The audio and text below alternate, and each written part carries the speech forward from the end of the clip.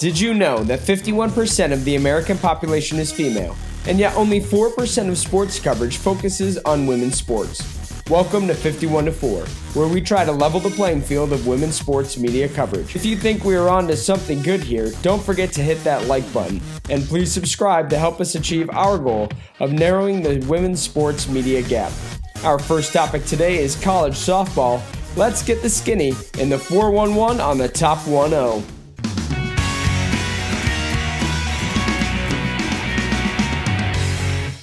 The top-seeded Huskies took on Cal in a West Coast top 25 battle. The matchup faced weather issues and didn't get underway until Sunday when Washington closed out a 3-1 win, only giving up 2 hits. The Huskies then run-ruled the Golden Bears 9-1 to sweep the Sunday doubleheader, with Gabby Plain coming off her perfect game against Utah last weekend, only giving up 4 hits to the Bears, while Emma Helm helped her out, going 2 for 3 with a home run and a double, scoring 3 RBIs. After surviving a middle-of-the-week scare against Wichita State, the second-ranked Sooners took on Kansas and came away with a shutout victory on Friday as they took out the Jayhawks through a defensive effort 5-0. The Sooners were also awarded an inside-the-park home run in a scary moment for the Jayhawks as their right fielder went down immediately with an injury as she tried to make the diving catch on the fly ball. Oklahoma then rolled over Kansas 15-4 on Saturday. On Sunday, Oklahoma run-ruled the Jayhawks again with a 10-1 win, putting up 4 runs in each the first and the third innings. Paige Parker had a no-hitter going through 3 innings, and Paige Lowry came in for relief, throwing 2 innings and only giving up 2 hits. The newly promoted Ducks took on the Sun Devils, who also moved up a spot in the rankings last week. The Ducks handled Arizona last week and this week traveled to the desert in a top 10 matchup and continued their offensive showcase with a 5-0 win. The Ducks then launched 13 hits for 9 runs in Game 2, with Oregon winning 9-1. The Sun Devils would not be swept, however, and came back to win the last game of the series 4-0. The 4th-ranked Bruins of UCLA traveled to 11th-ranked Arizona this weekend to put another loss in the Wildcats' home category with a 7-6 win on Friday. Saturday saw more of the same as UCLA put up another 7 runs on the Wildcats and a 7-3 win. 5th-ranked Georgia had a weekend series as they hosted Mercer, who shocked them in Game 1, taking them 8 innings and then blowing up a 3-run 8th to win 5-2. Georgia then came back to win another close game, 7-5, to split the series with Sunday's game being canceled. In a tough SEC showdown, the Florida Gators had to recoup from a midweek loss to rival Florida State to take on the 12th-ranked Gamecocks of South Carolina. They got back on track as stud pitcher Kelly Barnhill threw a one-hitter with 13 strikeouts, and the Gators took the Friday game 3-1. The Gators then stormed out in an early game on Saturday to take the Gamecocks down 7-0. In the final game of the series, the Gators completed the sweep with a 3-0 win and another one-hit outing with a walk-off 3-run home run. Florida State moved up 1 spot in the rankings this week and handled business in a rivalry matchup with 7th-ranked Florida on Wednesday, beating them 4-1. This weekend, they were back in ACC action in Boston, taking on Boston College. Boston College was able to steal the Game 1 win 1-0 on 4 hits as the Seminoles could only muster 2 hits and had 2 errors. Florida State then took Game 2 5-4, putting 5 runs across on only 3 hits and held Boston College to only 4 runs on 12 hits. The Seminoles won the series in a shutout victory 5-0 later on Saturday. The 9th-ranked Aggies of Texas A&M took on 19th-ranked Kentucky at home in an SEC battle. The Aggies overcame 2 errors and dominated the offensive side of Game 1 with a 9-2 win. In Game 2 of the series, the Aggies gave up 8 hits but only 3 runs and were able to push across 4 in order to come from behind on a Wildcat team that launched the ball out of the park early in the game. Kentucky wouldn't go down in a sweep, however, and took Game 3 3-2. Auburn was on the road after earning their way into the top 10 this week as they took on Missouri. 2 unfortunate errors proved to be the difference as Mizzou was able to pull out the 5-4 win on Saturday. Mizzou continued their momentum into Saturday with another 5 runs as they shut Auburn's offense down with a 5-1 win. For a full scoreboard on college softball, you can head over to ESPNW or NCAA.com. Links are in the description.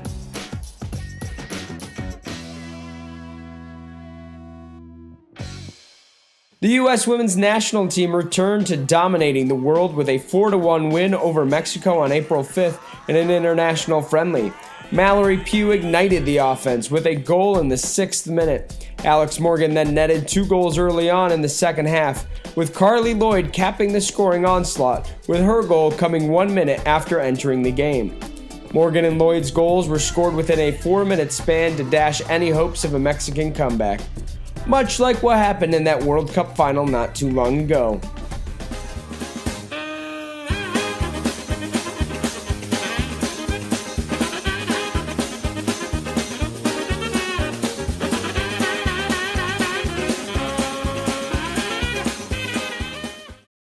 Then on April 8th, the offensive showcase was on again as the women took a 6-2 win over Mexico. Mallory Pugh once again took an early strike in the 3rd minute to put the U.S. up. However, Mexico bounced back and took the lead, netting 2 consecutive goals. The U.S. didn't skip a beat and ripped the goal with 5 unanswered for the win. Alex Morgan had a pair of goals and Carly Lloyd netted the 3rd goal of the first half. Lloyd's goal makes her the 6th U.S. woman to eclipse the century mark in goals. She joins Abby Wambach, Mia Hamm, Christine Lilly, Michelle Akers, and Tiffany Milbrett. The National Women's Soccer League opened up in the 3rd week of play as the new franchise, the Utah Royals, took on the Chicago Red Stars. The game featured one of the national team's best defenders with Utah's Becky Sauerbrunn and one of the national team's offensive role players, Amy Rodriguez. In Rio Tinto Stadium, the Royals hosted the match in front of over 19,000 fans, but in a defensive battle they came up short as Chicago was able to win 1-0. The Royals managed 13 shots but could only get 1 of those on target, and ultimately the goal by Danielle Colaprico sealed the deal for the Chicago Red Stars despite the lack of Julie Ertz in the lineup. The other NWSL matchup featured 2 of the national team's best offensive weapons, as Mallory Pugh and the Washington Spirit took on Crystal Dunn and the North Carolina Courage. Pugh continued her early scoring streak with a goal in the 3rd minute. However, the Courage's Crystal Dunn would put the equalizer away in the 20th minute, and McCall Zerboni nudged the Courage in front 4 minutes later. Zerboni would score again in the 48th minute, and after a Spirit goal by Francesca Ordega, Lynn Williams would finish the scoring for the Courage and wrap the game up 4-2. The Seattle Reign had plenty of opportunities throughout the game against Sky Blue FC, but only capitalized on a Megan Rapinoe penalty in the 6th minute. The game was riddled with fouls on both sides, but the Reign moved to 2-0 on the season and are currently sitting 2nd on the NWSL table. The Portland Thorns moved to 2-0-1 with a 2-1 victory on Sunday over the Orlando Pride. Orlando jumped out in the 20th minute with a goal from Chioma Ubagagu, but the Thorns bounced back right away, and Lindsay Horan put one away from Christine Sinclair in the 28th minute. Horan then returned the favor to Sinclair as she assisted Sinclair's goal to put the Thorns on top in the 39th minute, giving Sinclair her 3rd goal on the season. The Thorns dominated the offensive side of the ball, outshooting the Pride 15-5. The NWSL is in action again on Wednesday as the Courage take on the Reign and the Red Stars host the Houston Dash, with the rest of the NWSL in action over the weekend.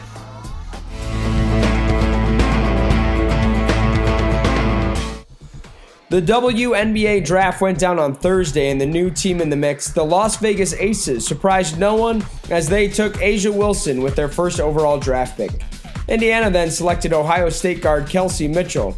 And then the Chicago Sky surprised most mock drafters with their back-to-back selections of Diamond DeShields and Gabby Williams.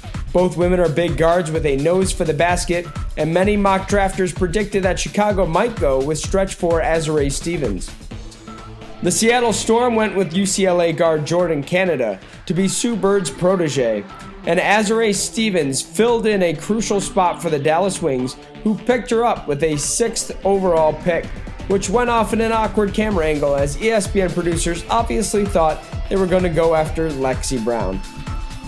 Longhorn Ariel Atkins was picked up by the Washington Mystics at number 7, and the Indiana Fever got their second pick of the first round at number 8, selecting Victoria Vivians from Mississippi State, a tough defensive guard to lock down the Fever's backcourt. The Connecticut Sun shocked a few people by going to a Duke grad and Lexi Brown, while a UConn guard was still on the board. Kia Nurse was picked up right after by the New York Liberty with pick number 10. The 2017 runner-up LA Sparks took the chance on an overseas center, going with Russian player Maria Vadeeva, and then the Phoenix Mercury finished the first round with Marie Gulich from Oregon State. A deep draft should bring great results for these teams in the upcoming season. The WNBA season tips off on May 18th.